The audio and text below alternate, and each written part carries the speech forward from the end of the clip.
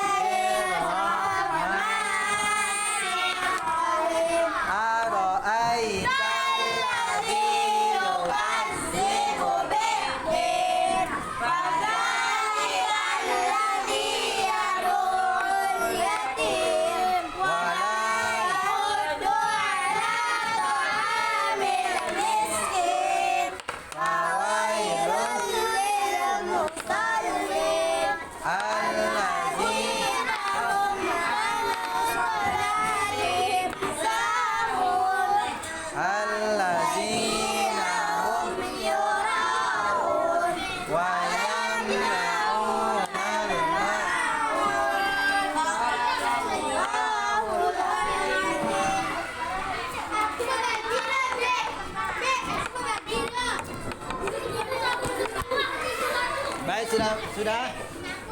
Ya.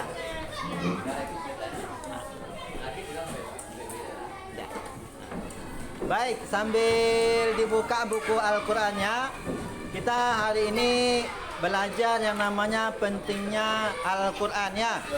Karena Ustaz melihat dan sama-sama kita akui ketika kita membaca Al-Qur'an banyak yang tidak menghormati Al-Qur'an. Ya, maka meski kita tahu ni apa Ustaz, apakah kita terus seperti itu? Ketika kita belajar Al-Quran, kita tidak menghormatinya. Ya, apakah kita pertahankan seperti itu atau tidak? Kalau tidak, kenapa? Kenapa? Kalau ya, kenapa juga? Ya kan? Kalau kita terus seperti itu, ketika ada orang yang belajar Al-Quran, mempelajari Al-Quran, membaca Al-Quran, menerangkan Al-Quran, dan kita tidak menghormatinya, berarti tidak ada perubahan dalam diri kita untuk menjadi lebih baik. Ya, maka kita harus berubah dari sekarang, ya kan? Jangan nunggu besok. Kenapa? Karena tiap hari, tiap waktu terus berlalu, hari terus berlalu, sementara keadaan kita masih tetap, hati kita ketika membaca Al-Quran kita masih terus bermain. Maka tidak boleh seperti itu. Harus kita rubah. Biar Al-Quran menjadi penyelamat kita, menjadi sahabat kita, menjadi ia dapat memberikan syafaatnya kepada kepada kita ketika di yaumil akhir nanti, yang tak dapat lagi kita menolong siapapun, termasuk orang tua kita, ya, termasuk ustaz-ustaz kita, termasuk sahabat-sahabat dekat kalian, termasuk adik-adik kakak kalian semuanya, abang-abang kalian semuanya, tak bisa lagi tolong menolong. Hari itu semuanya sibuk dengan urusannya masing-masing. Kenapa sibuk? Banyak dosa masing-masing. Bahkan para nabi pun tak bisa menolong umatnya kecuali Nabi Muhammad. Datang orang kepada Nabi Ibrahim, ya kan? Ya Nabi Allah, kami memohon syafaatmu supaya engkau bermohon kepada Allah, tolong selamatkan kami. Nabi Ibrahim menjawab, dulu saya pernah berbuat bohong, padahal bohongnya baik untuk menyelamatkan. Walaupun seperti itu masih takut. Apalagi kita yang nyata-nyatanya bohong. Hari ini hadir, tidak sakit Pak Ustaz, tahu-taunya main HP di rumah. Tak boleh. Besar itu dosa. Sedang Nabi Ibrahim tahu apa kebohongan Nabi Ibrahim? Nggak tahu. Oh, masa nggak tahu? Nabi Ibrahim itu, ya kan? Dia lagi membawa istri dia yang cantik. Siapa nama istri dia? Masa Hawa? Siti Hajar. Cantik, ya kan? Istri dia. Ketika dia melewati pemeriksaan kerajaan, siapa nama rajanya? Raja. Kalau Raja Abraham Nabi Muhammad. Raja Fir'aun Nabi Musa. Raja Namrud. Ya kan? Melewati pemeriksaan penjagaan tentara kerajaan dari Namrud, ya kan? Ditanya, ini siapa perempuan? Sebab kalau dikatakan istri, istrinya pasti ditahan, diambil, diculik. Dijadikan istrinya Raja Namrud, karena orang zaman dahulu suka koleksi istri. Nah, apalagi raja-raja, apalagi istrinya cantik. Nah, sudahlah itu. Maka Nabi Ibrahim berbohong supaya menyelamatkan istri. Apa dia bilang? Ini saudariku. Betul tak saudari Nabi Ibrahim istrinya? Hah? Nah, itulah kalian tak tahu. Walaupun Nabi Ibrahim dia berbohong mengatakan ini saudariku, kalau sebenarnya kita kan tidak saudara. Tetapi kalau diartikan ini saudari seiman yang beriman kepada Allah, benar atau tidak? Benar. Saudari yang sama-sama saudara. Kita orang-orang yang di Palestina itu saudara kita atau tidak? Saudara kita. Kenapa kita katakan mereka saudara? Ya, karena kita seagama dengan mereka, seiman kepada mereka, sama-sama percaya kepada Allah sebagai Tuhan, sama-sama percaya kepada Nabi Muhammad sebagai Rasul dan utusan Allah. Begitu juga dengan istri Nabi Ibrahim tadi. Apa kata Nabi Ibrahim? Ini saudariku, saudari dalam seiman, seagama. Walaupun kayak gitu dia bohongnya, tetap takut dia kepada Allah. Tak berani dia menanggungjawabkan umatku, saya yang akan selamatkan. Tak sanggup. Ya. Maka supaya kita ada yang membela kita besok di akhirat, salah satunya ialah dengan menghormati Al-Quran. Bisa nak Pak Ustaz? Jadi besok tolong dirubah sikapnya. Sama-sama Al-Quran itu tolonglah dijaga baik-baik. Siap membacanya, jangan diginikan. Oh, diletakkan di tempat yang terbaik. Halo, yang belakang. Assalamualaikum. Nanti yang di depan. Ya. Ya. Ya. Jadi besok sama Al-Quran tolong anak Ustaz. Itulah yang akan menjadi penyelamat penyelamat kita. Ustaz tak bisa nolong kalian.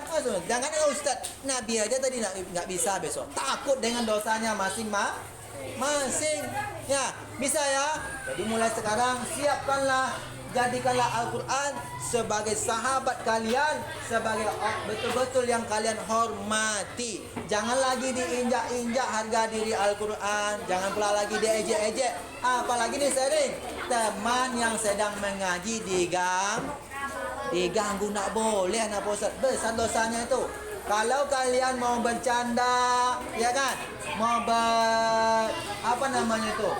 mengganggu sama temannya, jangan lagi sedang membaca Al-Quran. Dosanya berkali-kali lipat. Mau dosanya dilipat-lipatnya? Enggak mau. Kalau dilipat-lipatnya kecil enggak apa-apa. Ini makin besar. Jelas ya? Jadi mari kita hormati Al-Quran. Baik, anak Pak Ustaz, tadi kita baca surah apa tadi? Al-Maun. Ara'aital ladzi yukazzibu apa artinya kira-kira?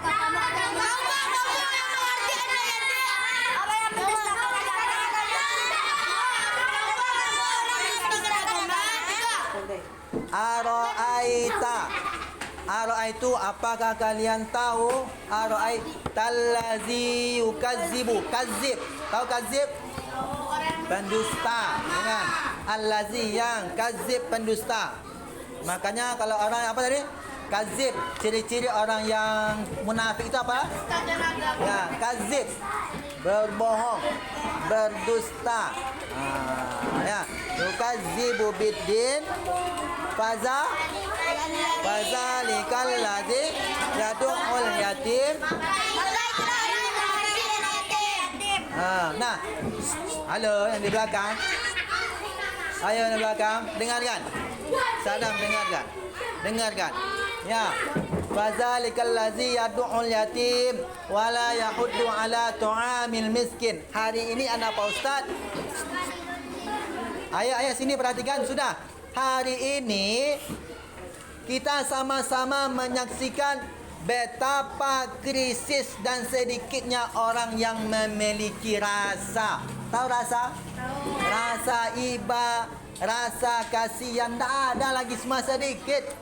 Ya, pergi kalian ke kota-kota, tengoklah berapa banyak orang yang mengemis, nggak ada pekerjaan, hidup keras, ya kan?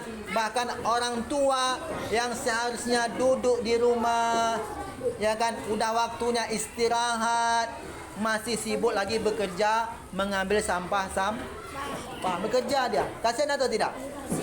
Kasihan. Itu bagi kita yang memiliki hati, ya, memiliki perasaan, pengen kita bantu orang tersebut. Pengen tak kalian bantu orang yang kesusahan? Tetapi ada orang yang tak mau bantu. Maka yang seperti ini jangan ditiru. Kenapa? Ini tadi ada orang yang tak lagi memiliki perasaan. Ini tak bagus anak Ustaz. Kita harus memiliki perasaan, karena itu yang diajarkan agama kita, agama Islam. Apa untungnya kira-kira kalau kita membantu orang lain, tidak lain dan tidak bukan, itu akan menjadi amal ibadah kita. Jadi jangan segan-segan membantu orang lain. Tapi ini kecuali nih, saking baiknya teman yang kesusahan ujian, ditolong. Itu boleh atau tidak? Itu enggak, boleh, itu bukan waktunya. Kalau mau nolong teman di waktu di luar ujian, tak boleh kita nyontek atau ujian, tak boleh. Tolong menolong dalam ujian, tak boleh. Ya, tak boleh ya. Jelas?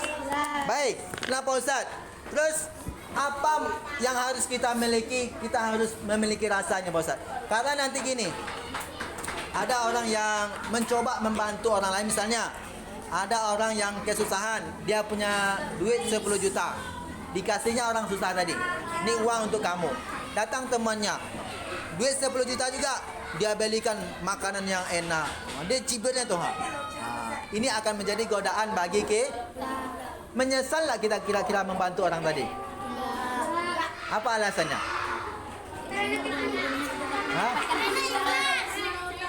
Yakin kalian ikhlas?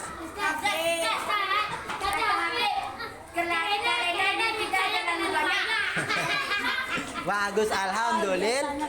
Semoga kita semuanya besok dapat duit banyak, amin. Ya, baiklah Pak Ustaz. Gini, ketika kita korbankan apa yang kita miliki di dalam agama, contoh membantu orang susah tadi anak Pak Ustaz, itu akan menjadi amal ibadah kita, ya kan?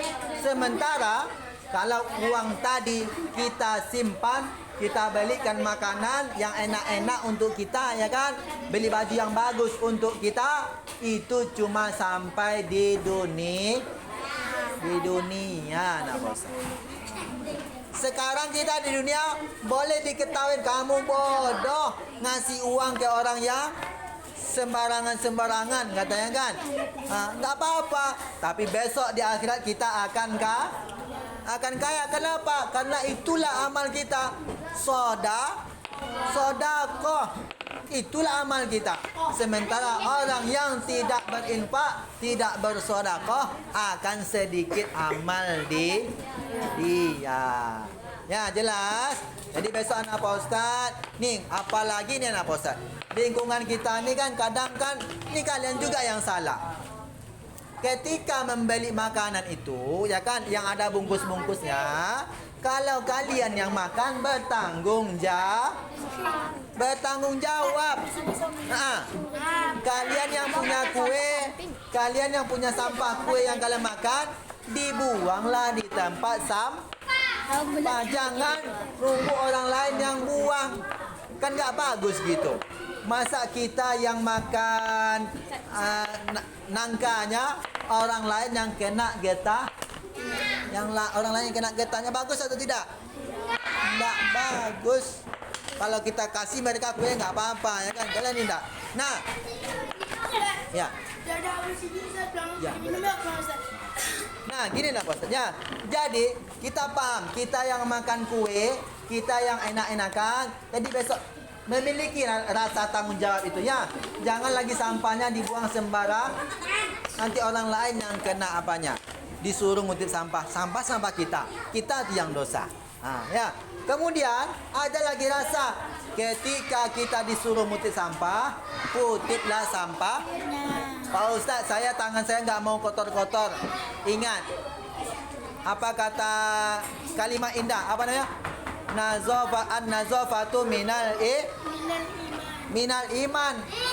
Kebersihan itu sebagian dari iman, ya kan? Itu kata-kata indah, tapi sebenarnya as-satru minal at-tahuru satru minal iman. Kebersihan itu bagian dari iman.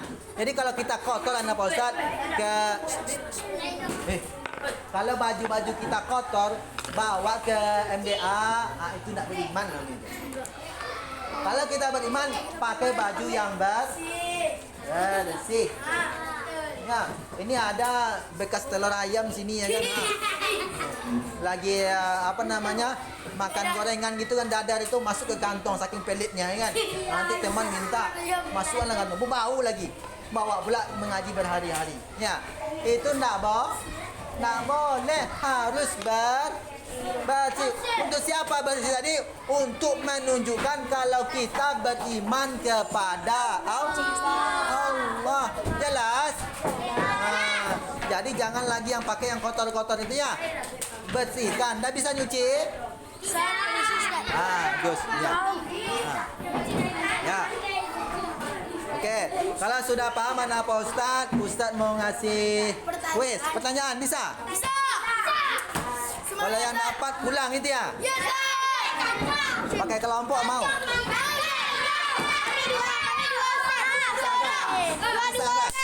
Susah kan?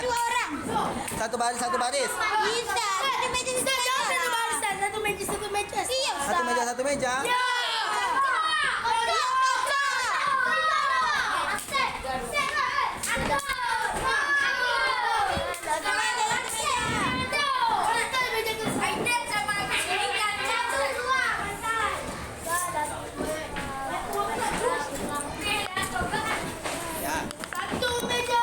Baik, sebelum kita pulang, kita berdoa dulu ya. Kita baca doa setelah baca Al-Quran, habis itu aja. Kita selesai ambil lagi. Kita boleh pertanyaannya. Yang dapat nilai 300 pertama, 300 ya. Yang memperoleh nilai 300 sampai ya. Satu pertanyaan 100. Sudah. Siap? Siap.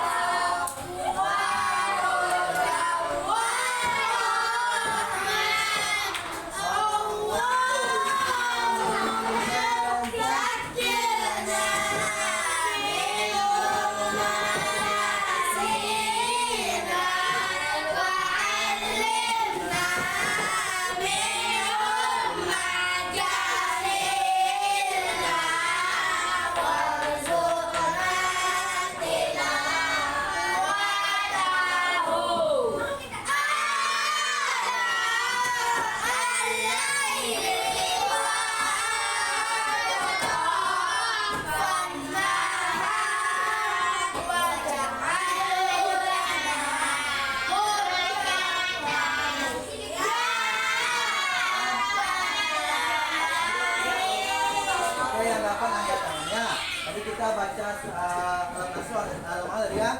Ara'aita allazi yukadzibu wasalikal ladzi yad'u al-yatim wala yaqutu ala ta'amil miskin fawaidul lil musallin dan seterusnya. Pertanyaan yang dapat angkat tangan dan angkat tangannya setelah Ustaz selesai membaca soalnya. Yang angkat tangan sebelum Ustaz selesai membaca soalnya nggak boleh menjawab. Jelas? Ya, satu baris, satu baris. Satu meja lah, Ustaz. Banyak sekaligus barisnya. Percepat 300-nya, kalian cepat pulang ya kan? Nah, satu tip aja, percepat pulang semua. Orang itu tambahnya tempatnya di situ, Ustaz. Nggak apa-apa, ini elit sini, cuma 5 orang. Soal pertama, berapa jumlah surah Al-Maun?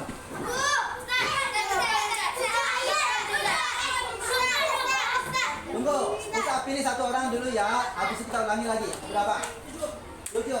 Ulangi lagi, kita duduk. Kita dengarkan pendapat yang kedua, duduk kan? Berapa jumlah?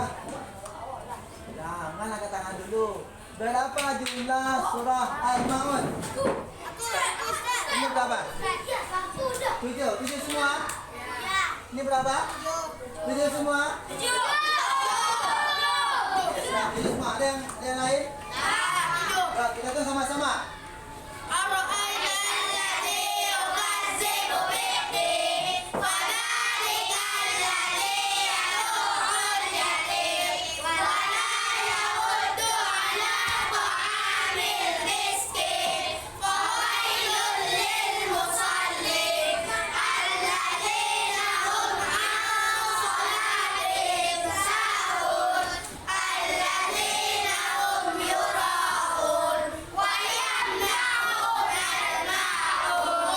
Berapa surah Al-Maun?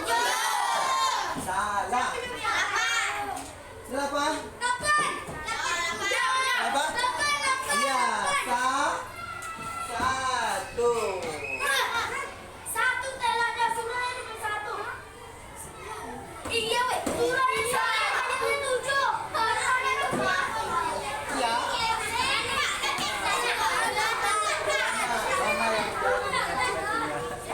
Berapa? Surahnya 1, ayatnya tuh. Bikin jalan lagi, Kak. Apa yang pulang aja lah ya? Yang perempuan pulang duluan. Tapi 300, Kak. Sudah 100 waktu kita udah habis. Satu menit lagi. Oh, satu lagi. Oh, mana? Satu lagi ya. Sampai 200 saja. Ulangi. Oke, satu lagi ya. Nah,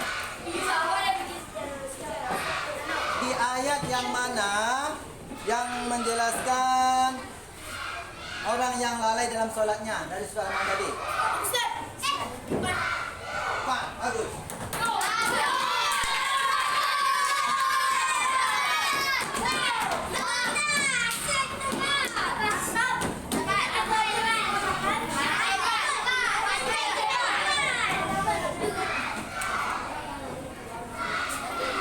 Di ayatnya apa nih? Ingat ya?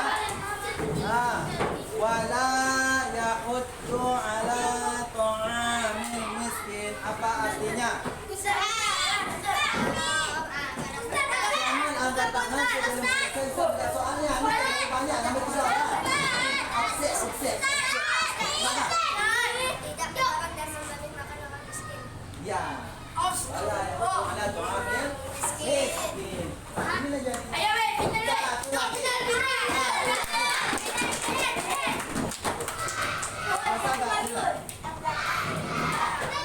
Surah Al-Maun, surah yang keberapa? Ya, 100.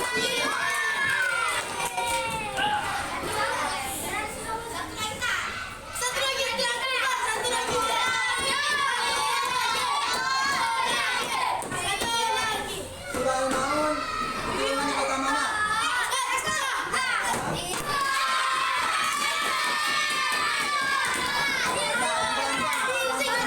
Yang perempuan pulang dulu.